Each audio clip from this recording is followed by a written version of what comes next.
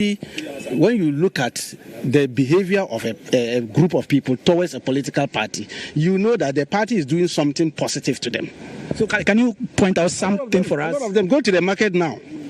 Go to the market. The economy is now on its sound footing, to the extent the market women are so happy that government has turned around the economy. They used to buy a bag of rice at 1,000 Ghana cedis. Today they are buying 400 Ghana cedis. It's not good for them. But the farmer is also crying. Crying. The farm products have come down. It will come down because even inputs that they used to go for the farming has also come down. So they haven't lost. That is what we are doing. That's good governance for you. 24-hour economy market, Ayawaso is benefiting from it. The local government minister was here looking at it, how they are going to put in a lot of infrastructure in that area. Drainage is their challenge. Government is working on that one too. We don't come because it's by election. We start moving machines, going to be putting at street lights and all this. We don't do that. NDC is not in our DNA. We promise and we deliver. And then so this one, we have promised them. They know what we are going to do. So they are not going to wait and say, because we have not brought equipment, we have not come to be putting street lights. And no. They believe in us and they know what we are doing for them. Look, let me tell you, the whole community is an Islamic-dominated community. One of the 5 pillars of Islam is going to Hajj. Do you know what the government did to them, MPP government? They were paying almost 100,000 Ghana cedis to go to Mecca. Today they need just 60,000. Money is in their pocket. They are happy. But Alaji, the main market road is not in bad shape. And we are having election. When are you going to work on it? That's why I'm saying we don't want to come and start working and you say because of the by-election. You would have said, why are you doing the market because of the by-election? That's NDC for you. We want to finish it and we'll come and fix it. The minister was there. They came and looked at it. I told you the 24-hour economy market. We are even marking that one for it. And all these things are going to be worked on. But as soon as we bring these huge machines and other things, you start talking. You say, NDC want to buy voters. That's not what we want to do. We want to make sure that we finish the election. They would have given us a good verdict, and then we come and then give them the goodies. Let's assume, without admitting that the vote doesn't turn out in your favor as NDC. How are you going to react to it? Turn out what? NDC, we are expecting huge margins. It's not winning. It's not about winning. It's about the gap. They themselves have given in. Did you hear them yesterday? The leadership of MPP are saying they will not be surprised they will lose this election because it's a stronghold of NDC. They have already admitted. Ours is how to widen the margin. That's what we are looking for. For winner, I can assure you we are going to win this election with huge margin. 5:30. I promise you, not 5 o'clock. We finish the election. 5:30. You hear from us. Thank you so much for your time with us. So that is Dr. Computer Tanko over there, and he's quite optimistic that by 5:30, Nima, for that matter, Ayawaso East Constituency will be overwhelmed with some excitement from the camp of the NDC because they are going to win with a huge margin. He says they are not just talking about winning, but widening the gap between them and their main opponent, MPP. From the Nima cluster of school here, back to you in studio.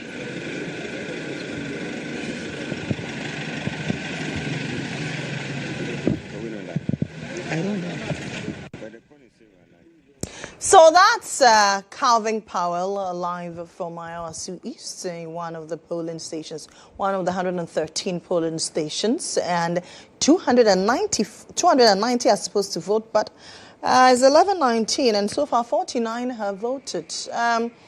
Is this because it's a predominantly Islamic community and people are observing Ramadan, Ivy?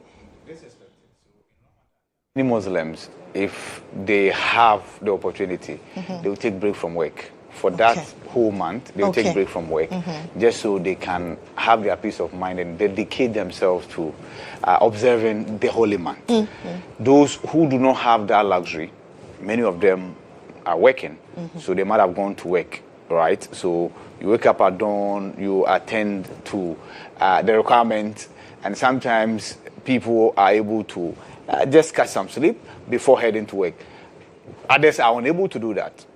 Myself, after whatever observations are done, you have to come to work. So imagine that I am a voter or a constituent, you have to leave work latter part of the day to go and do that. Others will equally want to rest after observing the requirement for fasting at dawn. So some will wake up around 10 a.m., others will wake up around 11 a.m. Others, the only time they wake up will be when they are going to observe the afternoon prayer, right? So it's not surprising at all that given the month the Muslims are in, the turnout is low. Don't forget there's a by-election. Usually, by-elections, the turnout are generally low. But it's also because people travel. And that is not something you can relate to Nima. During by-elections, Even Nima, you cannot say that elsewhere. So, for instance, Kumawu, I was in Kumawu. For the by-election I was related to, there are many constituents who had traveled to Kumasi to earn a living for themselves. Others had come to Accra, right? And so when by-elections are conducted, you expect the numbers to go down. This is Accra, and this is the center of Accra. So you don't expect the traveling conversation to start. Nonetheless, there are others who might just not want to avail themselves to the exercise. You heard Tango Computer relate to that fact that they've deployed mechanisms to ensure that those people are brought out of interesting mechanisms. But let's find out from more people who have been to the ground. Boachie Jaku, former energy minister, he's also a national chairman hopeful for the New Patriotic Party, engaging reporters.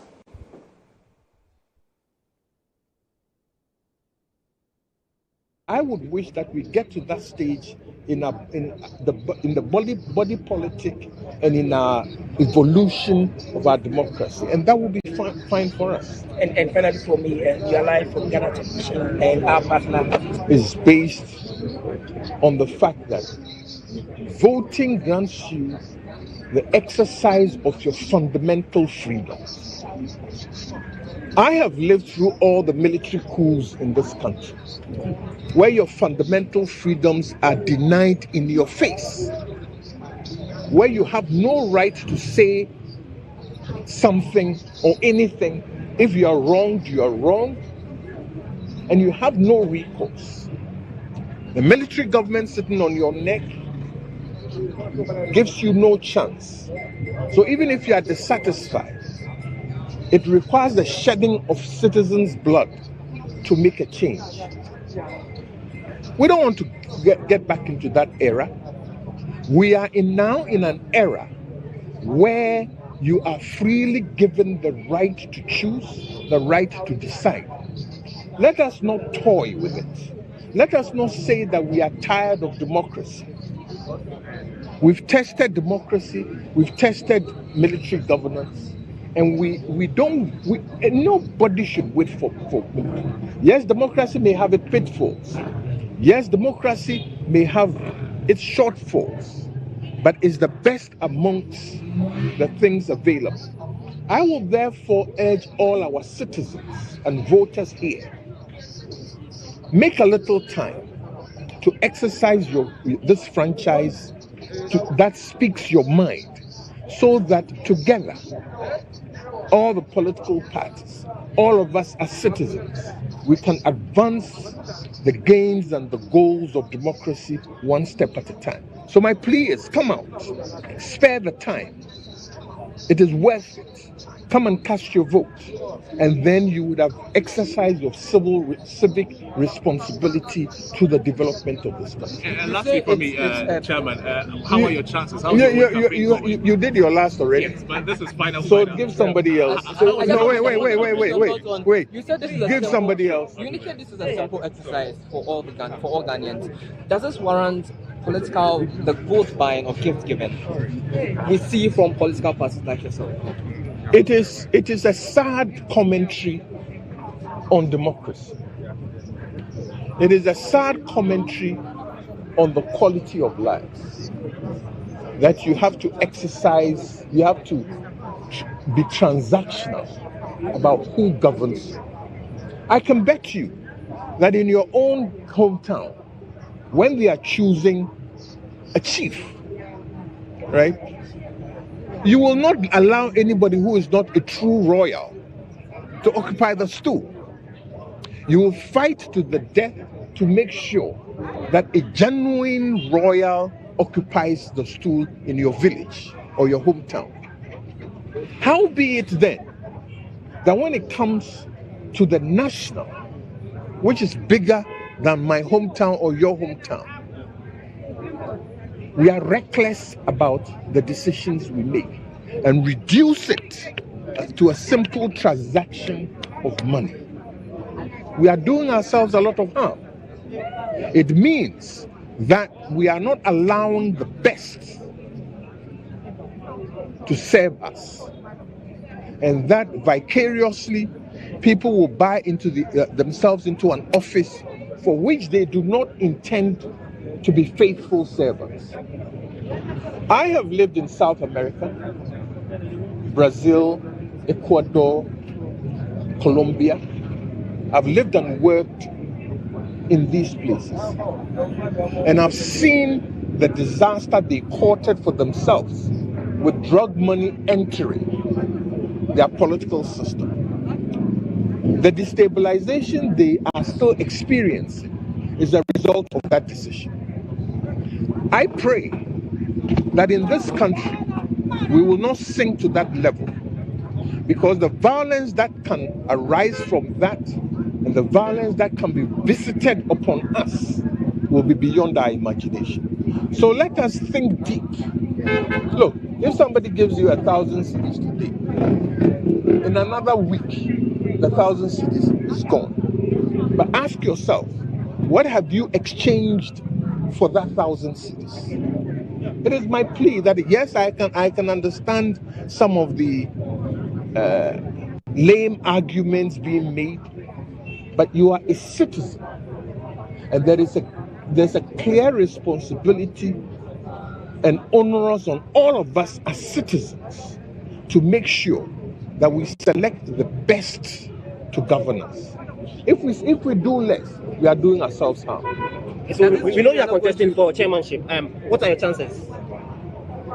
They are good, but I'll leave it to our electorate. Nominations haven't been open. The selectorate or the delegates who will elect us have not been elected yet. So when the time comes, why should they vote for GHOne and not the others? Well, they know my capabilities. I've served this party long and hard. They know all the roles I've played in this party, and they know that I can advance the cause of the new patriotic party the best. But let us hold our horses. The people who will vote in September are not been elected. Their election will be sometime in June and July, right? You don't know the configuration. You can only talk and hope and send your message that they will hear you and validate the message for you. So it's early days yet. Does this mean? Thank you very much. And so that's on about Ayawaso East. We have the hot coffee. We have St. Kizito, Catholic Church, Nima. We have the Nima Cluster of Schools. We have 15 Bob. These are areas, or these are some constituencies in this constituency. These are some of the areas in this constituency. Yeah, I must say. We have 15 Bob, like I said. We have Bola. We have Gota. So these are some of the areas here. These are interesting names. Why this name? We have Gota, we have Bola. What's the significance? Really? Obed, I'm not an historian, so I can't tell you that. Yeah, we were all born to come into to meet all these things. So we don't know why the names were given to it. But for Bola, those days, that is where most Nima people dump their rubbish and other stuff. So I'm sure that is why it was called Nima. Hot coffee, I understand those days, there's a woman who sells hot coffee. Yeah, coffee in there. That is why I'm sure they named that place hot coffee. We're talking of 15 Bob. 15 Bob, I don't know why it's called 15 Bob. Whether there was some war in there that happened or not. So I'm not an historian to tell our audience why all these names were given. Sure. Right. So that's Benjamin Saki, my colleague, who is here with me to monitor the elections here in the Ayawaso East constituency. Currently, we are at the Malamidrisu House 2 polling stations where Baba Jamal is expected to appear anytime soon to cast his ballot. There's heavy traffic situation here because of the election. Some of the polling stations are right beside the road, and so the traffic situation has been very high. Even before today, this very stretch is a bit congested because of the markets here. And so that's the situation here at the Malam Idrisu 2, where Babaja. So that's Obed King Aglo and Benjamin Saki there. They're bringing us reports on ground in the Ayawaso East Constituency. And he mentioned, let me also reiterate that if you do not have any business doing around that enclave, there's huge congestion, so you might want to stay away. If you also want to use alternative routes, that will be better. But please know that there's huge congestion in Ayawaso East around the Kanda enclave and on Nima.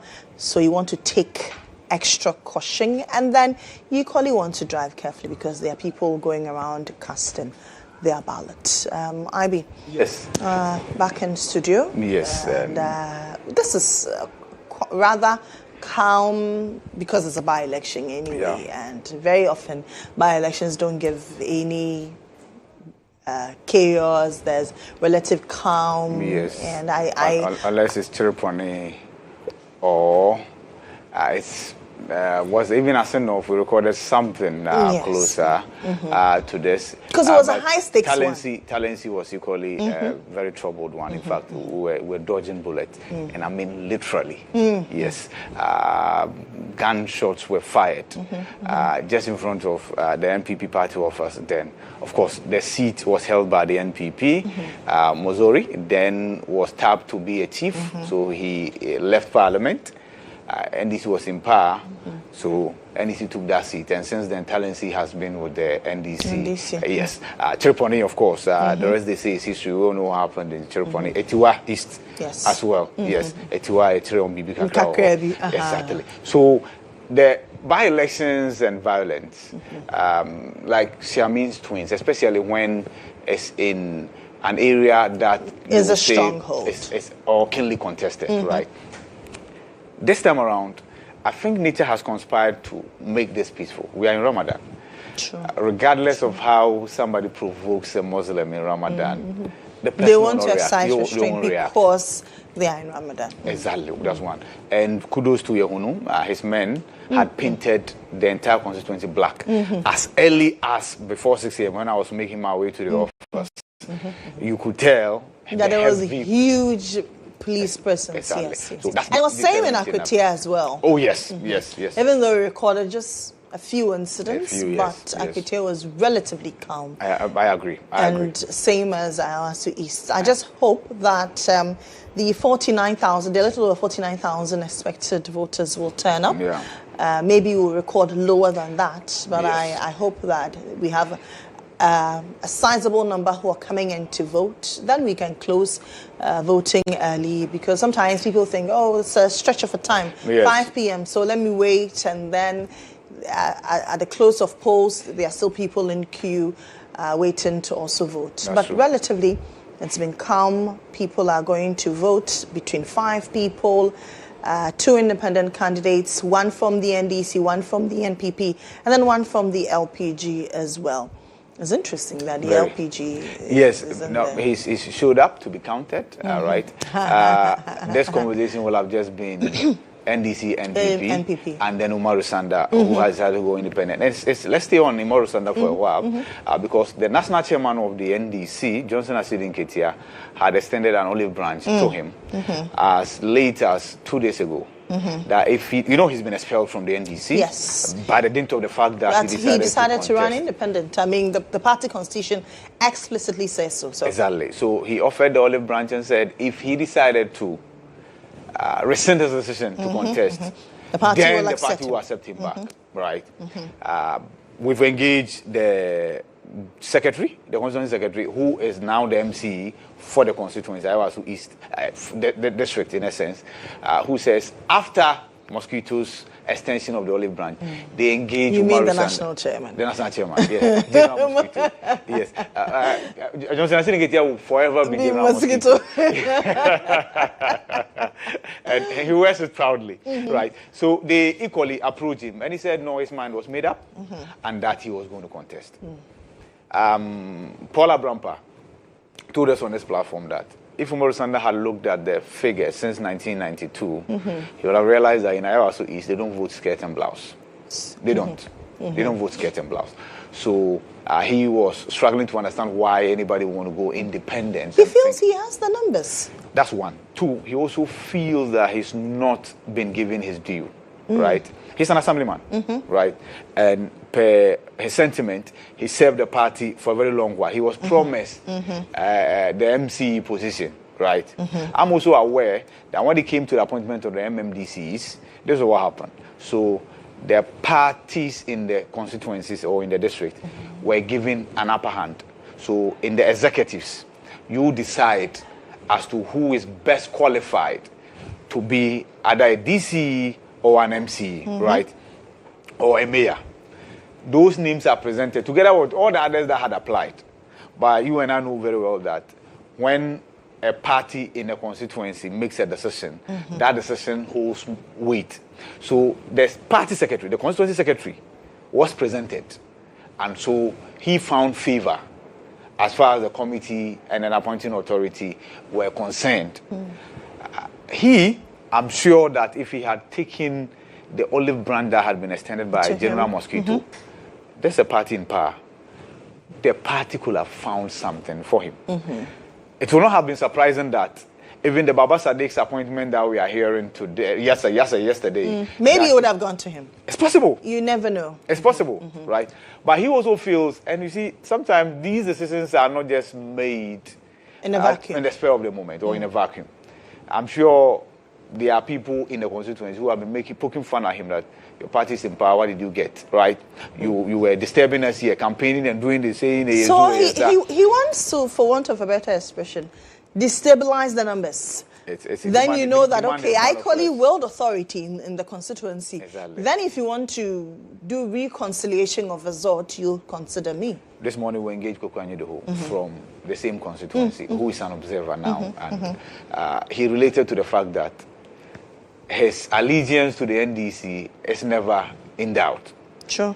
But if you look at the NDC's register office members today, I'm not sure you found Koko Anyidoho's name there, but he was one time a deputy general secretary of the party. So in politics, when you make those decisions, know that there will be repercussions.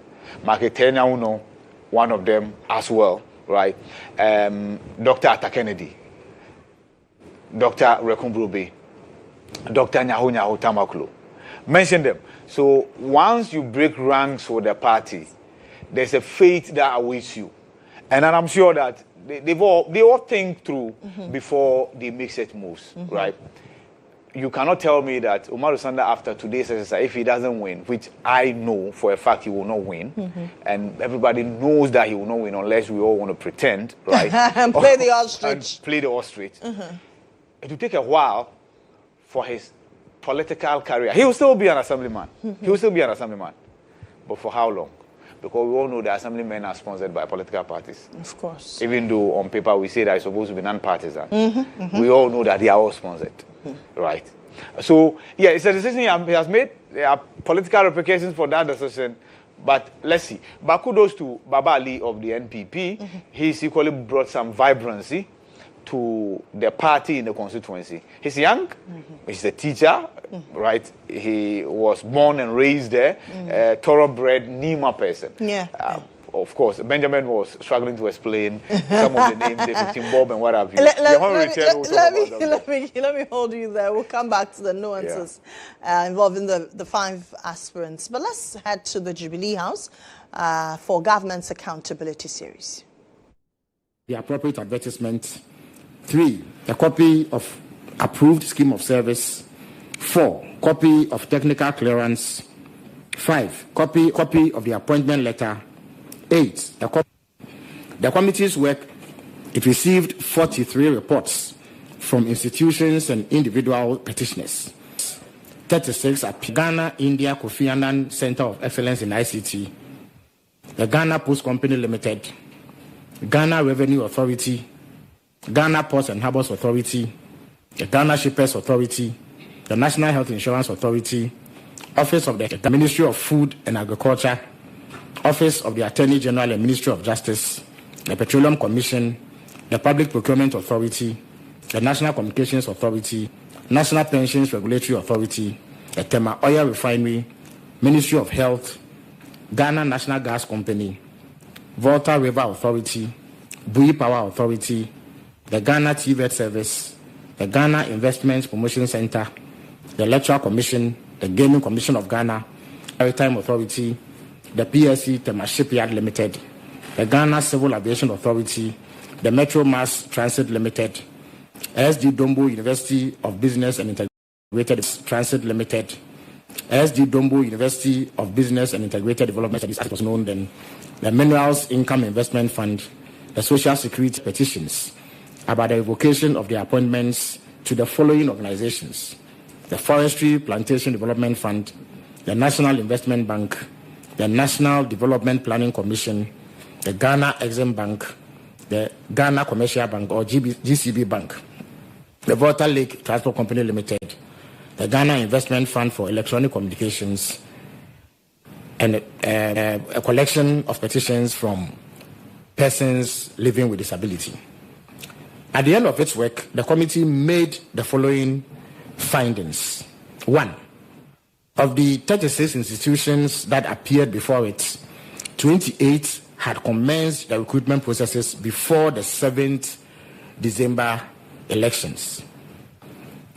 2.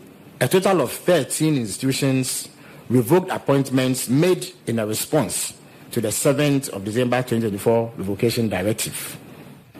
17 institutions did not revoke their appointments but sought guidance from the Office of the President. 16 of the cases reported by the institutions were mainly payroll-related. In total, there were 2,080 recruitments, appointments, and promotions that were reported by institutions when they appeared before the committee. Now, out of the 2,080 recruitments, appointments, and promotions, 879 were revoked by the institutions themselves, while 1,201 appointments were left unrevoked. After the hearings, the committee recommended that 1,539 of the recruitments, appointments, and promotions be upheld because they complied with the prescribed recruitment and promotion procedures and received appointment letters before 7 December 2024. And this also implies that they achieved a pass mark of above 80%, or 80% or above, I beg your pardon. The committee recommended, however, that the recruitments, appointments, and promotions of 541 persons be revoked because the recruitment processes ended after 7 December 2024 and failed to meet the pass mark. In other words, they also did not comply with the processes and guidelines slated or designed to govern that process. Also, the number of recruitments, appointments, and promotions recommended for revocation by the committee was lower than the number that the institutions themselves revoked in the wake of the Chief of Staff's directive. As I indicated, the number was 879 in all. That's the number of recruitments, promotions, and appointments that were revoked. Now, this differential is because the committee paid special attention to vulnerable groups, including persons with disabilities, particularly within the Ghana Education Service. There were some of our compatriots who suffered some disability, but we found that their recruitments should be revoked because it did not comply with the laid-down process. But because of their peculiar situation and the hardship that could be imposed upon them if we were to enforce this directive, they were given some clemency, and therefore they have been allowed to regularize their processes in order that they stay within the public service and earn an income. Obviously, the recruitments, appointments, and promotions that were revoked were made in clear breach of procedures and directives issued during the transition period and did not comply with the regulatory framework and guidelines for recruitments, appointments, and promotions into the public service. Hence, the decision to revoke these appointments was not based on a witch hunt. There was no political motive beyond the desire to uphold due process and ensure compliance with the rules and proper procedures governing such recruitments and appointments. It was done without malice or ill feeling towards anyone. It was a necessary step to uphold the rule of law and ensure accountability. The previous government was fully aware that basic requirements were not met. First, to be consulted on SIM so that we could be on the same page and have opportunity to review the processes in order to ensure that they complied with the laid down rules. So this is the outcome of the work of the committee set up by the Chief of Staff to look into the revocation of appointments, recruitments, and promotions that were done after the 7 December 2024 elections. Thank you very much. If anyone has questions relating to what I just presented or any matter relating to the presidency and government, the floor is open for such questions.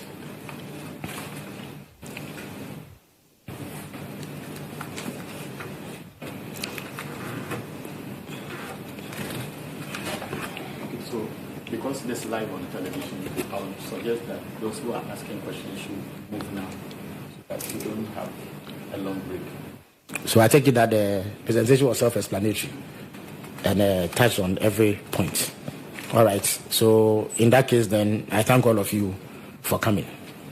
All right.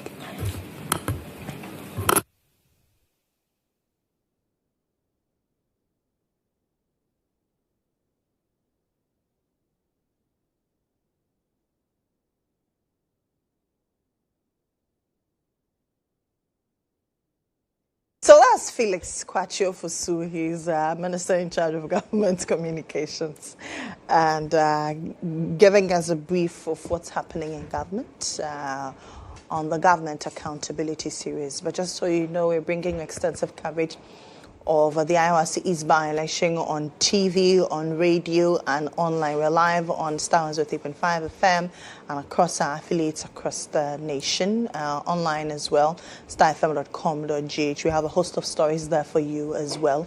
IB. Yes. Just to relate to what Felix talked about. Remember, there was that famous or infamous letter signed by the Chief of Staff. I say famous or infamous because it depends on which side of the letter you fell. Directing that all recruitment done after the December 7 elections be terminated. And those done without following due process equally be terminated. So Felix is relating to the fact that there was a committee that was put in place to peruse those individuals who had been dismissed, or those appointment promotions that had been flagged. Over 1,200 of them have now been upheld because they followed due process, right? But of course, those that did not follow due process will stand terminated per the committee's report as presented. And that is because, according to Felix, the committee's report points to some infractions and some breaches relative to those engagement. When they also perused the appointment, they realized that some of them started way before the election, right? So even though the institutions had asked those individuals to go home, upon perusal of those appointments, they realized that the process had started and it followed the laid down procedure. So then the committee's recommendation is that those appointments and promotions be upheld. So that's the update that Felix Kwakye-Ofosu is giving to us relative to that famous or infamous letter from Julius Debra. Which caused a lot of brouhaha. Yes, it's still a matter that Alexander Kwame Afenyo-Markin talks about every now and then in Parliament, right? And about people who lost their job after the NDC came to power. In fact, there are some MPP communicators who say that John Mahama, even members of Parliament, was engaged in what they call replacement of workers and not creation of new jobs, right? So that's Baba Jamal Mohammed on your screens, currently heading to his polling center to go and vote.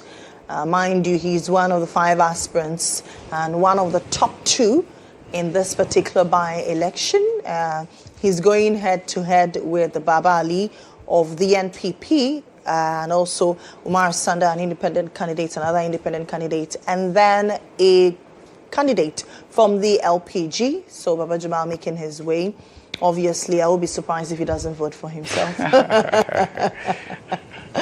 But just so you know, 49,000, a little over 49,000 people are expected to vote in this exercise across 113 polling stations. So let's head over to that polling center.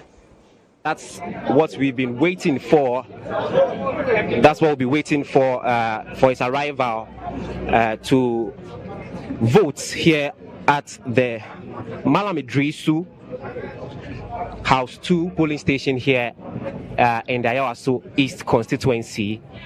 So far, it's been a calm situation here. I'll say that the turnout has not been encouraging, and so we are still anticipating that by close of polls, people will still show up in their numbers to cast their ballots. That's Baba Jamal in your shots. I'm going through the process to vote here at the Alhaji Idrisu House 2 polling station, just on the Nima stretch, precisely at the CBG Bank, and also known as Chip House here in Nima. And we are expecting Bajamal to vote and then engage the media about his observation so far.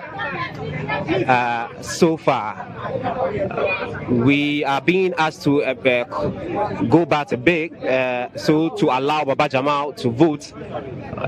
So we are trying to position ourselves very well to allow Baba Jamal to vote and then engage him thereafter. But before that, let me engage my colleague Benjamin Saki, who has lived here in this area, and to tell us some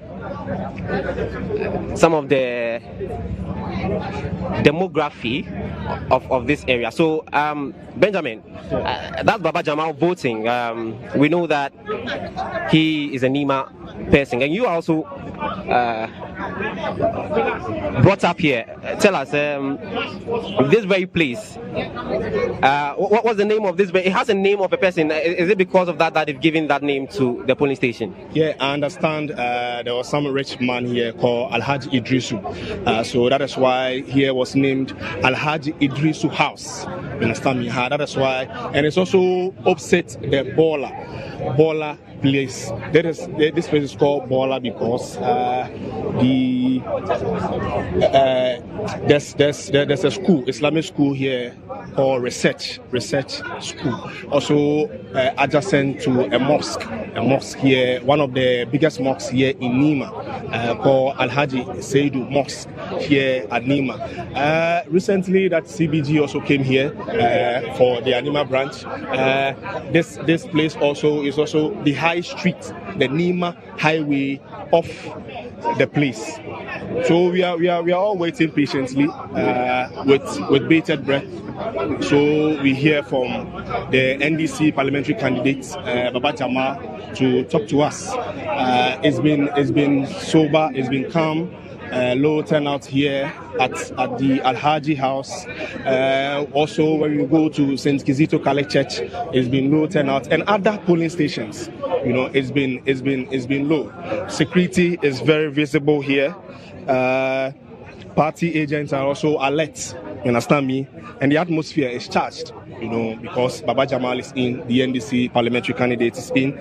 So by the close of the poll, the political fire will ignited here today will either be extinguished or burn even brighter. Obed. Right. Definitely, some will be rejoicing and some will not be happy depending on the result that turn up. So Baba Jamal there in your shots are going to put the ballot paper in the ballot box to signify the exercise of his democratic rights, even though he's part of the process. And so that's Baba Jamal in your shot, putting the ballot paper in that ballot box, voting in this process, this crucial by-election to find a member of parliament for the Ayawaso East constituency. Now that he's done voting, I'm sure we'll have a word with him, find out what he makes of the process, and then. So we have been told to go outside. Yes. So we will engage Baba Jamal soon. We are trying to position ourselves. We are trying to position ourselves so that so we see that Mr. Koku Anyideho is having some interaction with Baba Jamal there. He's trying to have some interaction with Baba Jamal. All right. So we are going outside. Let's go. Am I on? A place for Baba Jamal to speak to us, so that he tell us what he makes of the. Go back. Right. So right. So Baba Jamal, you are live on GHOne TV. Come down. Speaking to everybody. Right. Come down. Go back.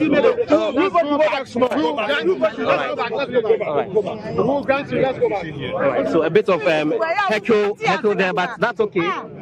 All right. Hey, calm down. Okay. Okay, please, quiet. Okay, ladies and gentlemen of the press. Oh, Pat, hold on, Pat, please come. Boss, what can I need to open up? Open up, what's this? Open up. Media, let's be observant. Open.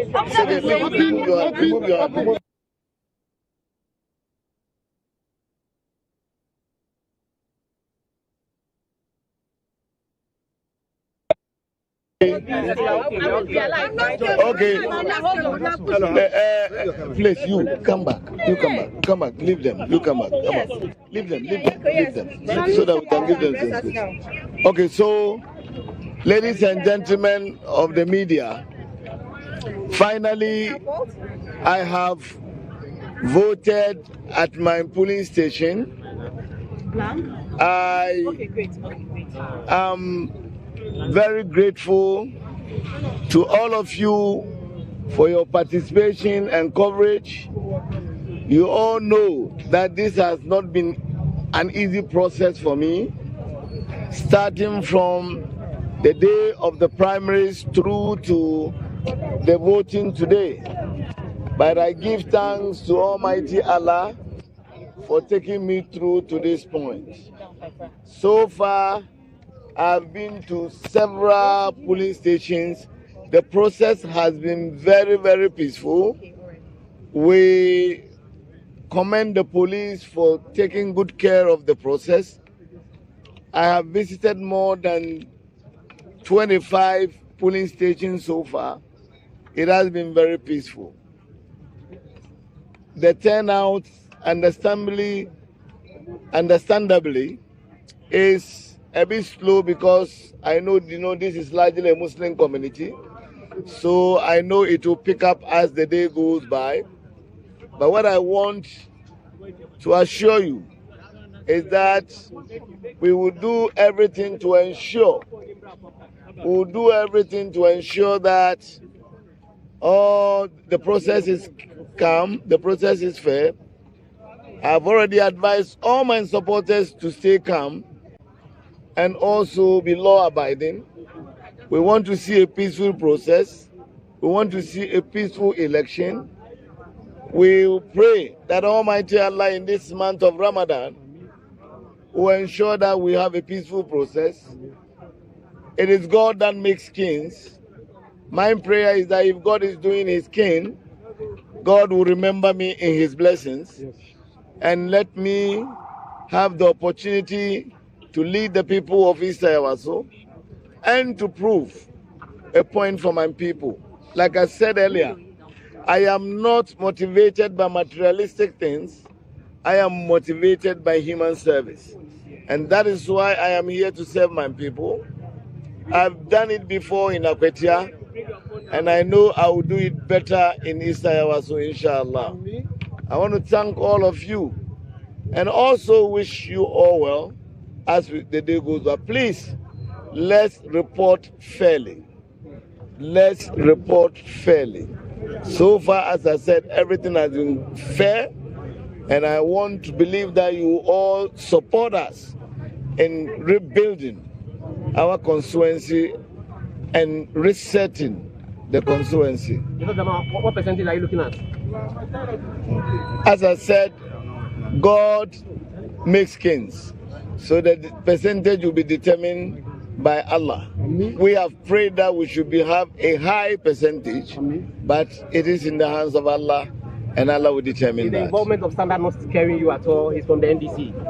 Sanda is our brother, but he's taking the wrong route, and I hope that we've given him all the opportunity.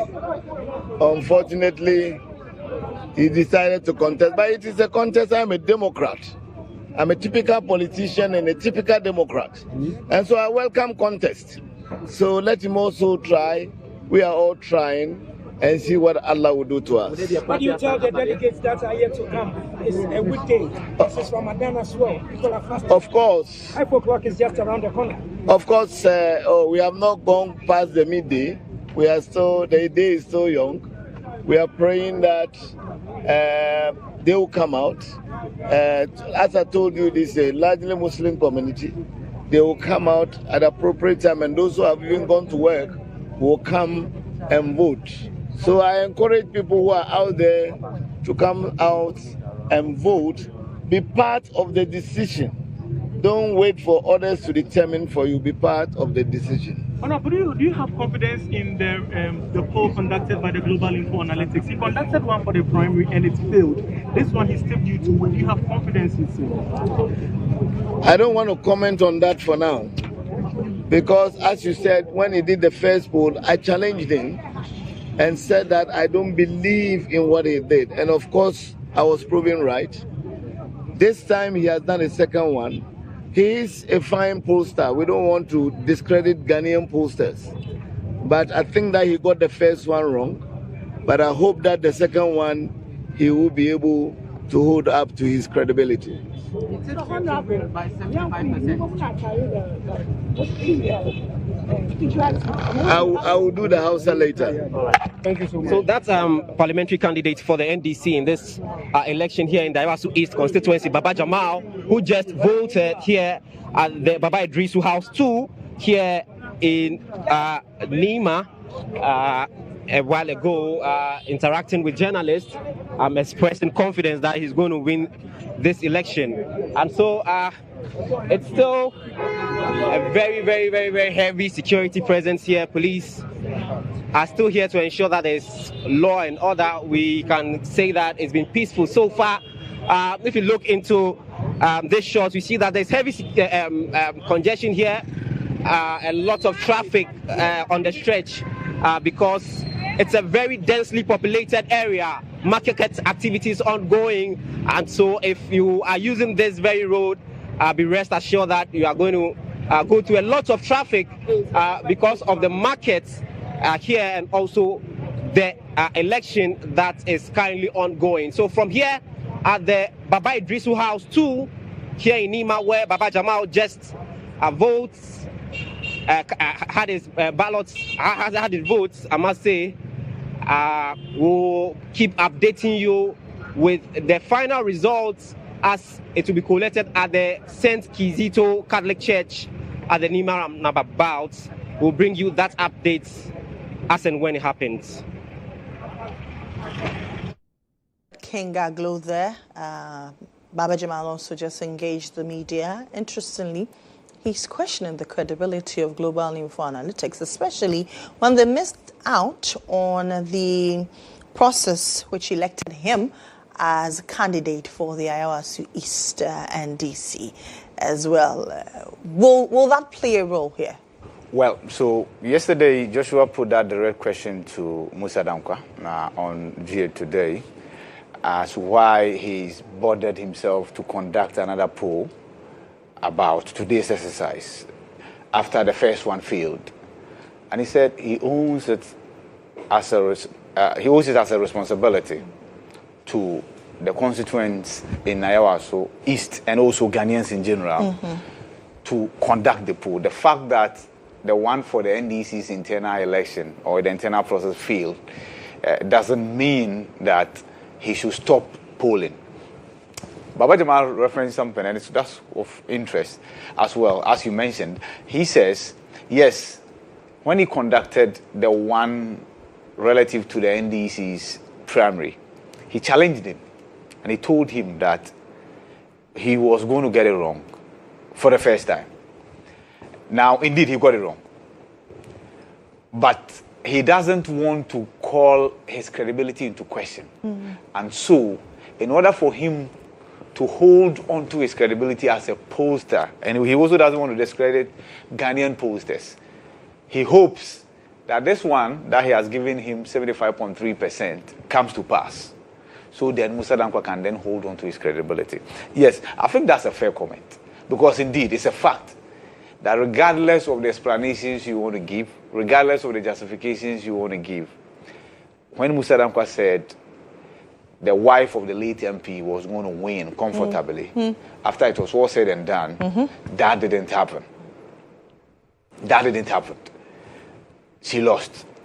But then again, I'm a fan of data as well. I'm equally a student of data, as we all are. Because I remember when we were on campus, you had to administer your questionnaire, gather data, process the data, and make deductions from the data. I'm sure what Musa Dankwa did not factor into the consideration was the constituency chairman and his decision to break away from the camp of the wife of the late NP and to throw his hat into the ring. He garnered enough numbers that if he is to surrender his numbers to the woman, Baba Jamal will have lost. So that's one factor that, as a researcher, you say that it was a variable that was overlooked. Nonetheless, like I mentioned earlier, even those of us sitting here and observing have said that, and I said this when Kennedy Japon was contesting Baumia, that it would have been a political miracle for Kennedy Japon to win. Indeed, this will be a super miracle for NPP to overturn that deficit of a number barely a year after an exercise that saw McNaza, the late McNaza, or Mahama Naza Toure, to retain his seat as a member of parliament for Ayawaso East. That would be a political super miracle. But then again, there's another dynamic that should not be overlooked, and that's the dynamic of Umaru Sanda, and he related to it. Obed asked him that question. That's a good question he asked of Baba Jamal. And as he related to, the party kept making overtures to him. But he told the party firmly in his mind that he was going to contest. And he has publicly declared that he is going to win by 55%. Yes, that he's going to win today's exercise by 55%. Will that take a miracle to happen? That will probably be another miracle. Because, like I said, this is Nima.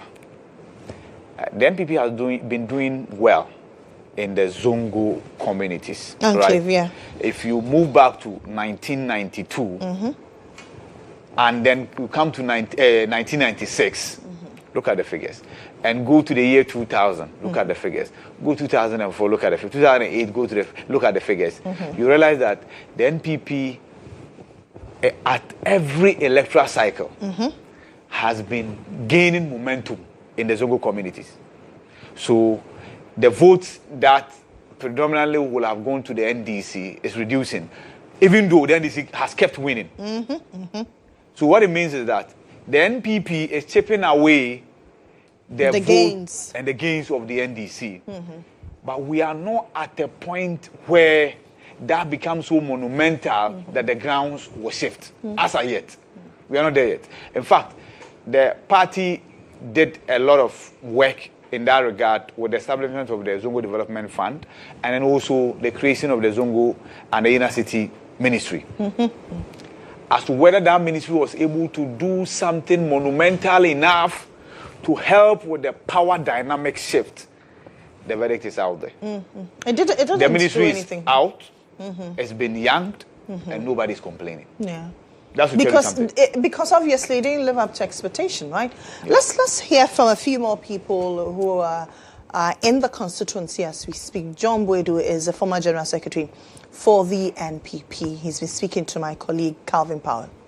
Election is not drawing of bullets and flying of drones and all that. It's just taking decision for your community.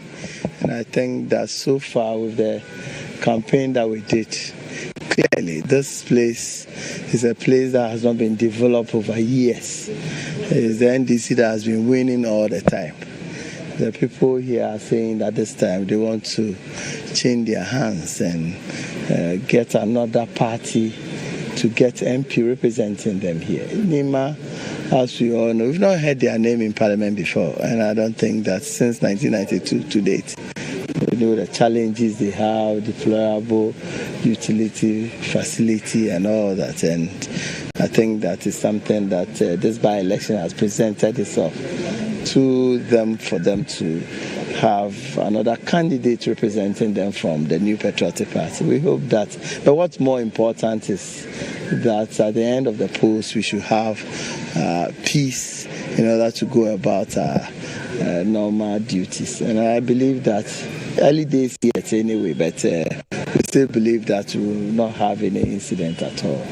There are concerns about low turnout. Have you observed same as you go around? It's a problem. You know, it's a problem. Just as you see when the assembly elections are done, low turnout. By-elections over the years has been like that. Maybe this brings to question what the relevance of by-elections, particularly when the winner of the election does not change the balance of power in Parliament. I know if it is critical and very close, by-election becomes very important, determining who have majority or minority. But if it does not determine the balance of power in Parliament, I think that it's important that we've said it over and over again. The moment there's by-election, we repeat it, no proper discussion is done by political parties, by civil society organizations who are interested in elections, and the Electoral Commission itself. I think it's important. Sometimes the needless resources that we commit into this election and the violence and all that is something that does not match the investment we invest in such a venture. I think that we've been overflocking this matter, and maybe with time we should be looking at it more critically. Okay, looking at the security concerns, how is the security? Well, we have for security until there's problem. You don't see the importance of security. So far, yes, we have the numbers here, but my difficulty is sometimes you see them here, people come attacking people, and they will be begging people who are attacking people. Instead of them to arrest them, they will be begging them, oh, don't do it. What's the meaning of that? You understand? That makes it very, very difficult. You realize what happened at Ablekman North, rerun of just about 3-4 polling stations. And what we saw there was an embarrassment to the entire nation. And so far, we've not heard the vice president, who is a woman, speaking to this. The president has not also spoken to such a disgraceful thing that happened to this country as a result of a by-election. And I think that is something that is worrying. We are not going to let it die, because it's a matter that if it is repeated, I don't think that it will be in the interest of our nation. So we want to see proper concern by the leadership of the country, because I don't think that it will augur well if same is repeated or done to our opponents. I will not be happy, and I will not also be happy it is done to us,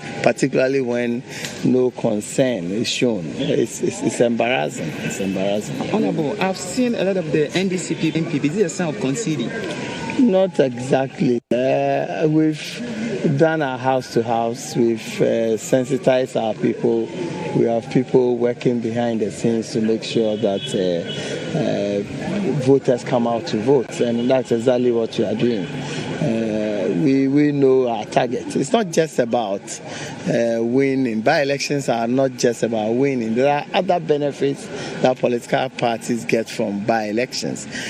Normally, you use it to test your battle readiness for the general elections. You need it to test how your strategies are working. You need to test how government, if you are in government, the response of the people of government. If you are not in government, what are people saying about you, and what are they saying about the ruling government? And we've picked a lot of lessons. People, as we go around, people are terribly disappointed about this government. They think that they've been misled, they've been misinformed, and they've been deceived, because the kind of things that were said to them, that there's going to be 24-hour economy, one job, 3 shifts, whatever, some calculations and all that. At the end of the day, the major issue that is the core of that policy is about reduction of electricity prices. They promise that even those who get involved in the 24-hour economy agenda will have a reduction in electricity prices. Now that they've increased it by 28% so far in a year, I wonder what they are going to do. The people have been deceived, and they see that their utility bills have not yet come down, their school fees have not come down, and lots of the other concerns and demands of the people have not come down. Based on the promise they had from the government, I think that they are terribly disappointed, and I believe that this will translate into the numbers in terms of the outturn and also the results. As we went through, we saw that there are a lot of issues that the people think that they've been taken for granted. In terms of development, they thought that by-election is an opportunity for government to be seen to be doing few touches on their small roads around. This time around, because they thought that Nima people would definitely vote for them, there was nothing like that. What they saw, we saw doing sharing rice and buta and all that. I don't think that the people of Nima continue to deserve such shabby treatment by government. I think that is... So, Honorable, beyond the challenges you've enumerated, would you pat the NDC at the back for bringing inflation to 3.8% from 23 that it was left, and also the dollar rate from 17 to 11 now? Well, when we say in Akan, we say that do you understand that? You are talking about strengthening of the city. There are people who benefit from the strengthening of the city, and there are others who are affected seriously by the strengthening of the city. So people who are into import businesses and the generality of the Ghanaian people benefit from lower import duties and lower prices and all that. But what it means is that you are creating employment in other countries. People in local production, particularly for exports, rice farmers, maize farmers, and recently cocoa farmers, who receive lesser income, lesser revenue. And there are lots. My chairman from civic also called me. For about 6 months, he has harvested his rice, and nobody is buying because there are cheaper imported rice in the market. Even though our local rice has healthier properties in them and all that, they are not getting market for it because it is very expensive. Input in farming has become very expensive, but they are not getting market for it. Cashew farmers are typical examples. So yes, it is good to have the indicators running in positive direction. But the effect of that will be joblessness in the system. Because check, if it is just by reducing inflation and also reducing, strengthening the city is the magic one, then it should be creating employment. To the extent that the president went to Parliament the other day, said that they've created 1 million jobs. services that is just less than 350,000 jobs. You see, it's so clearly things are not moving in the direction in terms of translating those benefits in our pocket. Because when we talk about inflation, you are talking about general price increases of goods and services over a period of time. You understand? So the fact that you have 3.8% inflation rate means that prices of goods and services are increasing, but they are increasing at a reducing rate. So it is not surprising to see even prices increasing when inflation, unless inflation becomes negative, that is deflation. You understand? But even with the 3.8, there are other commodities in the basket of goods and services that prices have increased more than 3.8. There are some that 28%, as I referred to, electricity bills, water bills, and all that. So when we talk generalities, you look at yourself. Show us it, let's say 3.8, you know, whether you benefit or not. Petrol, motor, car, but car, no throttle fares, no so and all that. So these are the kind of things. But nobody is praying that inflation should go to 40% or 50%. Interest rate should be no. It is something that is good to bring down. But it is now up to government to bring interventions to support local production, those who produce for export, to be able to get the necessary revenue, because they also create employment. If they also get out of the market, you may have the CD to the dollar 1-to-1, but what benefit will it bring to the generality of the Ghanaian people? Analytics has...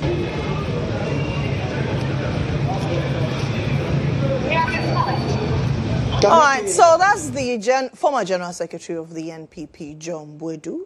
He seems quite confident, isn't it? Forget that this has also become an auditioning ground for individuals in the NPP who are eyeing one position or the other. So earlier we heard from Boache Jakon. Boache Jakon is going to lock horns with GHOne Boadu, right, and a few others. Like Chairman Wuntumi, for the national chairmanship slot as well, right? Eugene Boateng, and then Dr. China, who is the current treasurer, of course, also locking horns for the general secretary position, and as well as Sylvester Tete, the former Botiano English from MP as well. So yes. And so I'm not sure it's only the two of them that we will see traversing the constituency. But of course, I've equally cited Howard Kumsin, who is who wants to be a national women organizer. I haven't seen Eslo Uswekofo in public events like these ever since her government left office. For somebody who is eyeing the national chairmanship slot, I was expecting that we'd see more of her at such events. Yeah, but for a few statements that she puts out, especially on social media here and there, in public she's been conspicuously missing, you're right. Maybe it's a strategy. Maybe she's adopting a submarine strategy. Or again, the whistle has not yet been blown for people. Nominations have not been Maybe opened. she was just testing the waters with the idea. To see whether people will accept that idea. Exactly, because she actually made an announcement through a statement, right?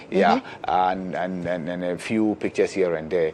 Let's see, but she joining the race will make it quite interesting. Yes. I mean, if the NPP has a woman as a chairperson, that'll be quite an interesting one. I mean, looking at the population of women in Ghana, we outnumber the men, men.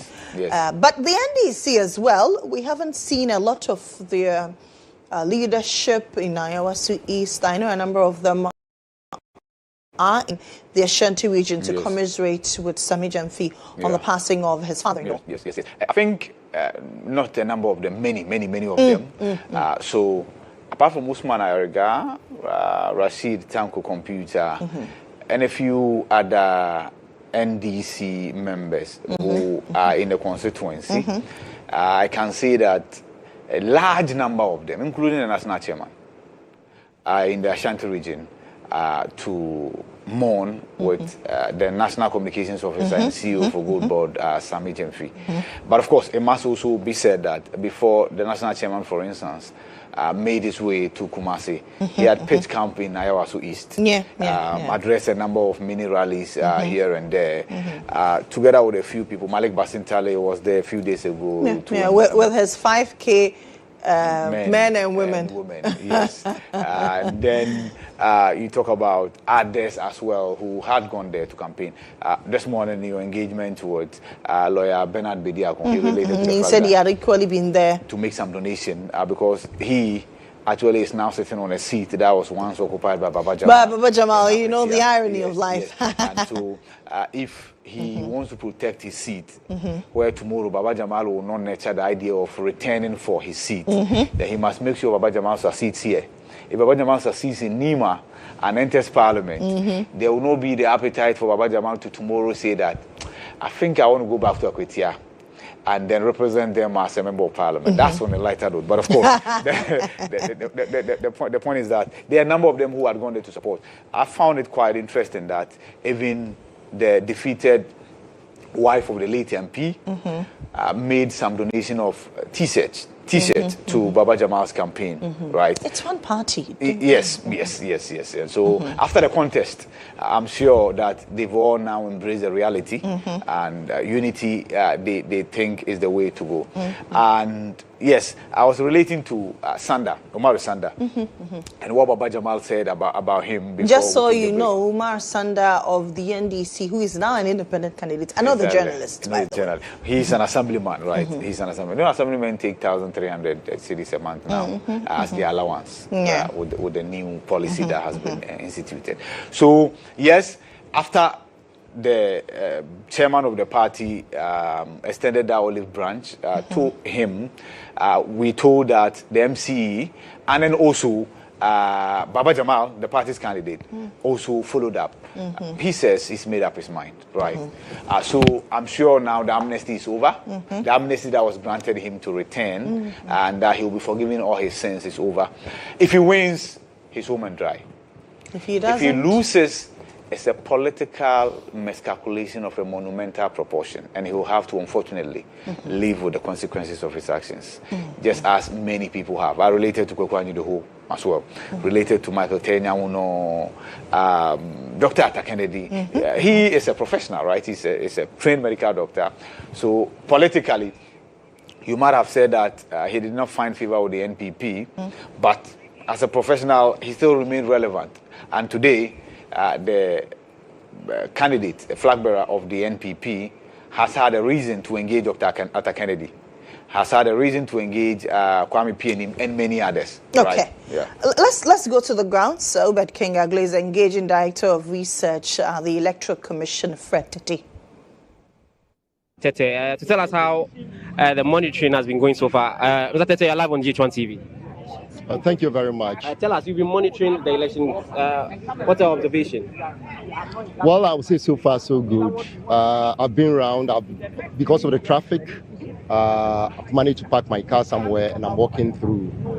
So far, with what I've seen, the only challenge that we're having at the moment is the turnout. The highest so far that I've seen is 21%. The list is around 10%. So within the average of 19-16%. That's what we are witnessing at the moment. So far, I would say that the preparation that the commission put in place has been massive. The presence of the police, the security personnel, when you go to each of the centers, you count as 2 times, 3 times the number of officials at the polling centers. Though they are massive in the polling centers, polling stations, they are not intrusive. And that's one thing that we should acknowledge. Apart from that, the agents of the candidates are also cooperating with our officials. And we think so far, as things have gone, we appreciate. Right. We also like the presence of the media all over the polling centers and the polling stations. And we felt that shows how people are showing that they are patriotic to this exercise. Thank you very much, Mr. Tete. That's Director of Research at the Electoral Commission speaking to us. We've cited the Member of Parliament for the Akwetia constituency. As you may be aware, the Akwetia constituency was that constituency where Baba Jamal was a Member of Parliament before he got out of Parliament, and now he's contesting for the Ayawaso East constituency. And so the Member of Parliament now is lawyer Bernard Bediako, who also came to Parliament as a result of a by-election. He is here campaigning and urging voters to vote for Baba Jamal, somebody who has been Member of Parliament in that very constituency. We'll be engaging him shortly here. Baba Edu, number 2, where Baba Jamal voted a while ago, as you all saw it, to tell us his monitoring of the election and why he decided, together with his constituency executives, showed up here to enter houses. He's been telling us he's been enter every house that is here in Nima to ensure that they vote for Baba Jamal. Honorable, we want to thank you very much for your time. You are live on GHOne TV. Tell us, we know that Baba Jamal is a former Member of Parliament for Akwetia, where you are currently a Member of Parliament. We want to know why you are here in this constituency. Yes, as my political godfather, he mentored me, and today I'm a Member of Parliament. So for several reasons. The first is that he is a godfather. I have a personal relationship with him, and so I've been here for the past few days. We are doing the submarine works. We are done. And the second thing is that all members of Parliament are here. And so we are spread everywhere. But I'm here. I've followed up from about 7 different polling stations. This is about the 7th one. And I'm here to make sure that whatever we started, we end it and end it well. So hopefully, victory beacons. It's already in. We are winning, but with a very huge margin. That's what we are very much interested in, and it's assured. Trust me. But we see that there's low voter turnout. Wouldn't that affect the chances of Baba Jamal, especially when there is an independent candidate who is from the MDC? At all, except that we still want the numbers. I mean, parliamentary elections, like I said, by-election usually records such low numbers, and with by-election, parliamentary elections, +1 wins you an election. So it's percent. If 10 people vote and Baba Jamal gets 9, it's still 90%. Do you get it? But we still want the people of Ayawaso East to exercise their franchise. So that's why we are going to the various homes to plead with them to come and vote. But in terms of affecting his chances, not at all. It will not. In fact, we've won the elections. As for that, in all humility, we know we've won. We just want the numbers. You've seen it. Where are they? Where are they? Where are they? Do you even see them? We've seen a few of them, but let me ask you, what advantage that Baba Jamal brings to Parliament? So much experience. Look, amongst all that have contested, who is more experienced than he is? Tell me, who comes even close? He's more experienced in everything. He's been a Deputy General Secretary. He's been minister. He's a minister in about 6 different ministries with all the experience. He got elevated to His Excellency position. And he said, no, I want to come and then serve my people. He left it and came down. And now from His Excellency to Honorable. If you are not the kind of person who is so down to earth, you won't accept this. He has so enormous experience. Representation, political representation is about experience. If you have experience, you are likely to succeed better than a novice. And so his level of experience puts him way above his colleagues. In the end, the people need development. I know, and from where Honorable Baba Jamal came as a Member of Parliament from Akwetia, and the things he did in Akwetia, I have no doubt at all that he will do multiple folds for the people of Ayawaso East. That is undoubted. He is in, and he's come to stay. What margin are you expecting him to win? No, Global Info Analytics, they said 75. We are looking at 89. 89? I'm telling you. You see, you will be shocked. Why? Why would they even... The other thing, look, even when we had over 70%, they had a little over 20%. In the last, when they even were in power, they had all the incumbency advantage, and still they got what they got. But the dynamics have changed now. Yes, and it has changed to advantage. What has changed? There is a member of the NDC who has defected. He was a member of the NDC and had defected. Only one who is contesting on behalf of NDC. Please, there is no NDC. NDC has only one. So please, that matter is put to rest. we are done with campaign. Let the ballot decide. There is no doubt about it. We have only one person. There is no other NDC person. We don't know the person. What we know is Honorable Baba Jamal, and that he is the one the people of Ayawaso East are rooting for. We are in power. You think you go for an opposition member or an independent candidate who will come and struggle in parliament? What would they benefit? Right. Well, how would they benefit? Right. It's not just about being an MP. The people need development. You need the party in power, whose son is Honorable Baba Jamal, to help develop the area. Right. And that is Bernard Beniako, Member of Parliament for the Akwetia Constituency, speaking to us there. So the process is still ongoing. The party stalwarts continue to show up, observing the election. And so this is where we'll end this very interaction here, still at the Baba Idrisu House 2 here.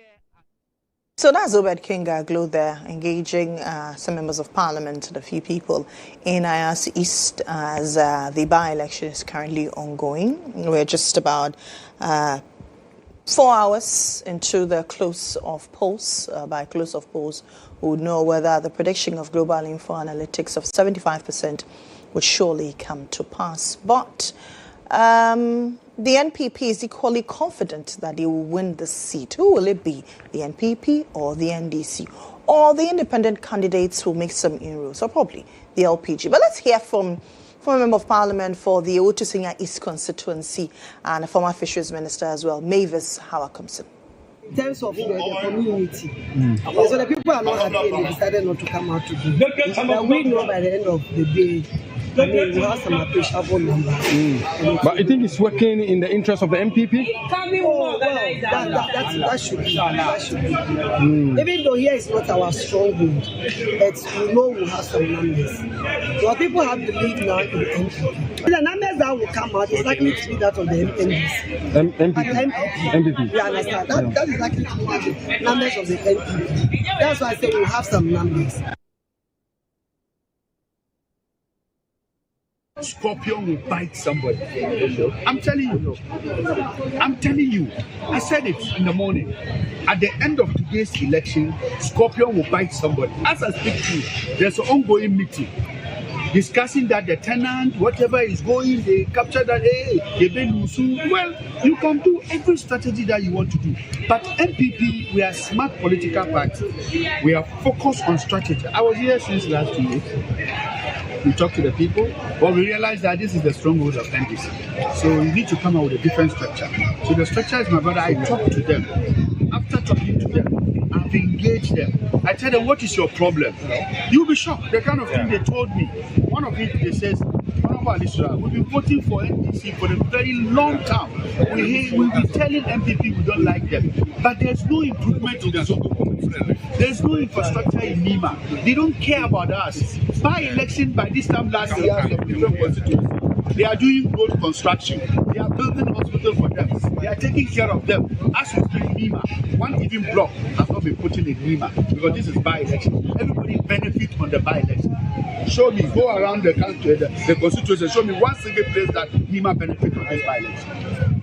So they see no reason why they should come and join the queue and vote for NDC. Because this is where they say NDC belongs to Nima, Nima belongs to NDC. As we speak today, there's no block going on. MPP 1 year by this time we have Zongo government fund. Let me just park by that place. This is my stopping place, Zongo government fund. Why? Because I am a Zongo boy. I should benefit, and the benefit must come direct. So that's Ali Suraj. He is aspiring Nasra coordinator for the New Patriotic Party. He says over the years, the NDC has won in that constituency, but they continuously take advantage of the Zango people. He's also questioning why there are no road constructions during by-elections like we see in other places like we are not seeing in this particular constituency like we've seen in other jurisdictions. In Kumewu, it was quite an interesting sight. It was magical. So I went to Kumewu on a Friday, and heavy earth-moving equipment were at work, right? By the following day, Saturday, bitumen surfacing, asphalt, right? It was beautiful. It's beautiful, and I'm sure that the people of Kumewu are still enjoying. Just so was no different, right? We went all the way to Bonri, right? And of course, that road was under construction, all right. But you could tell that the contractor had spent quite some time on it, but had an added impetus with the by-election coming. And that one, it was, of course, the former MP who decided to go independent, who actually gave MPP a run for his money, right? So as much as possible, those rules were done. But of course, when you come to Nima, okay, so the Nima Highway is there, and that was the very first project the late President Mills did. Per the accounts of the people who were very close to the late President Mills, he said that Nima since 1992 had been voting NDC. And there was nothing to show for it. Yeah.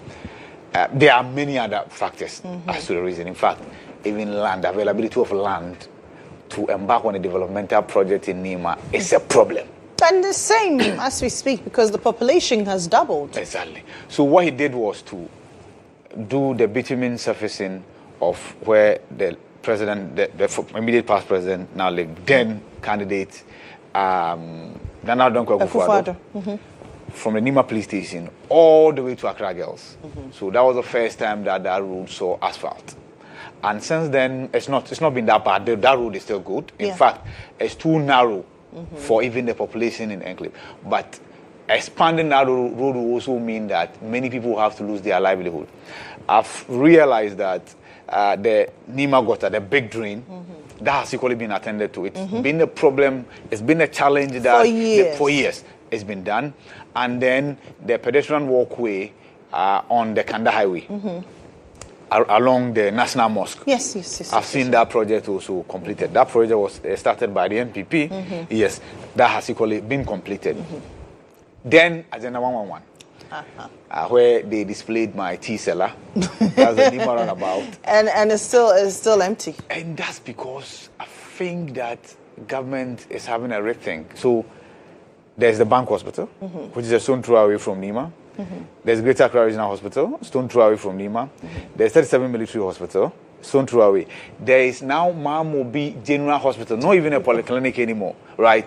So many people are asking as to whether putting another Agenda 111 facility in Nima was judicious use of resources, right? And again, Nima has a clinic, right, that could be better equipped and many other things. So I won't be surprised that government is having a rethink about placing another Agenda 111 hospital in Nima. When just crossing the street, you will be at Greater Accra Regional Hospital. Let's also hear from the current national organizer of the NPP, Henry Nanabuachi. We visited about 7 police stations.